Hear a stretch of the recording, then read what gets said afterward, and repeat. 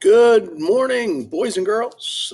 We're going to continue with Because of Mr. Turret.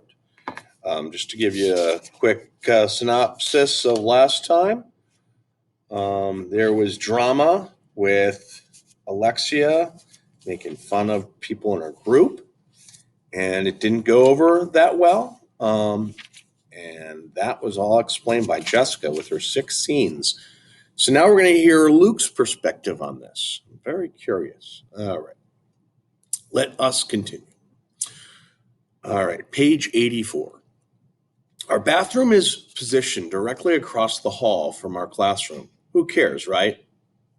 I never thought anything of it until the day I felt trapped out there. I saw the shakedown. Dollar word. All compliments of Peter. I was in the classroom working on my holiday center. All my materials were spread out on the floor, and I was busy calculating the proper dimensions for my game board. Mr. Turrupt was on the other side of the room checking in with a different group. I didn't notice Peter. I stretched out on my belly and worked the math. The soles of my sneaks pointed up, a great invitation for mess around Peter. I never felt a thing. He's definitely sneaky. I sometimes wonder what's the likelihood, Dollarwood, word, Peter will grow up to be a world famous thief. I had no clue anything was even happening until I heard the giggling. And Peter said, "Hey, Luke, what kind of sneaks are those? Elmer's?" I popped my head up. "What are you talking about? Better be careful. If you try to go anywhere in those, you might get stuck." I looked back at my feet. Mess around Peter had struck. The bottoms of my sneakers were completely covered in Elmer's glue.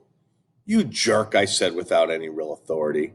Truth is, I didn't really care. It's not worth getting upset over. Besides, I'm sort of used to Peter's antics. I thought they were always harmless. I untied my shoes and placed them next to me. Bottoms up, of course, until I finished my math. Peter's victory celebration was cut short by my easy solution. Maybe I didn't get upset with Peter because I know I'll always outwit him. That drives him nuts, and I love it. Once I finished my calculations, I grabbed my sneakers and headed to the bathroom. Mr. Stirrup was still busy with a different group, so he didn't see any of Peter's shenanigans or me leaving the classroom. I held my shoes under the sink and washed off the glue. Then I wiped the soles dry with a paper towel and put my sneakers back on. Pushed the bathroom door open and quickly jumped back inside. I was trapped. Mr. Turrupt was having a conference with someone out in the hall. I pushed the door open just a crack to see who it was. "You've done it your way," he said. Mr. Turrupt had his back to me. I was leaning forward, talking to the person against. He was leaning forward, talking to the person against the wall. "Now you'll do it my way." He straightened up and folded his arms. He meant business. And that was when I saw who it was. Black and purple streaks covered her cheeks, combination of makeup and tears. Alexia crying? I had never seen or heard of Alexia crying before. "I like you, Lexi. I want some of your classmates to like you too. I am trying to help. I want you to be friendlier." Dollar word. "I will not tolerate your meanness anymore." Wow, is that really going to work? "Go into the bathroom and wash your face. Come back when you're ready. Is there anything you want to say before I go in?" Alexia stormed past Mr. Turrup without looking at him and without saying a word. Mr. Turrup let out a big sigh and shook his head. Then he walked back into the classroom. I wondered what he was thinking. I decided not to say anything about my sneakers. It really didn't seem that important.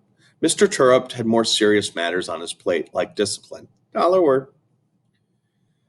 I waited a few minutes before following Mr.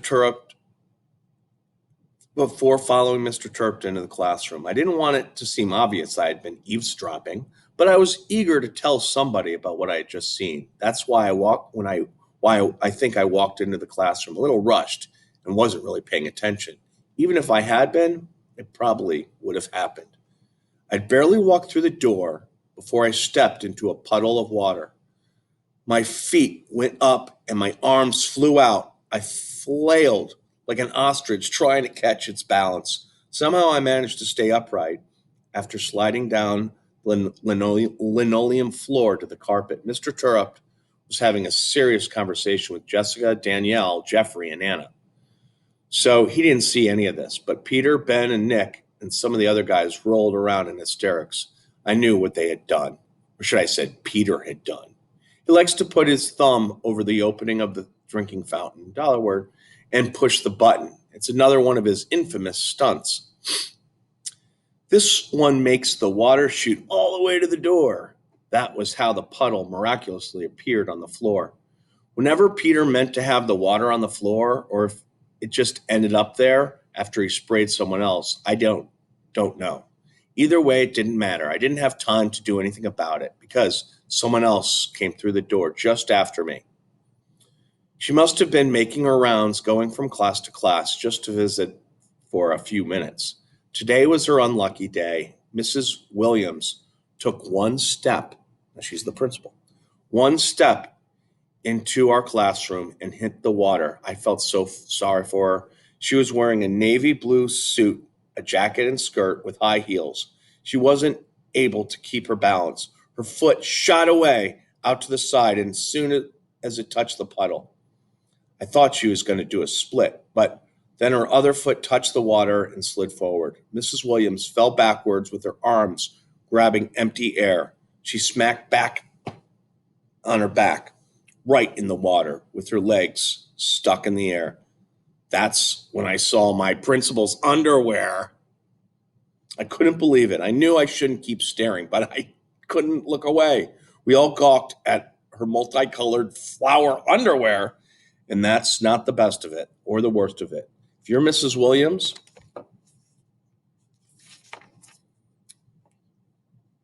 it was unbelievable. I'll never forget it, not as long as I live.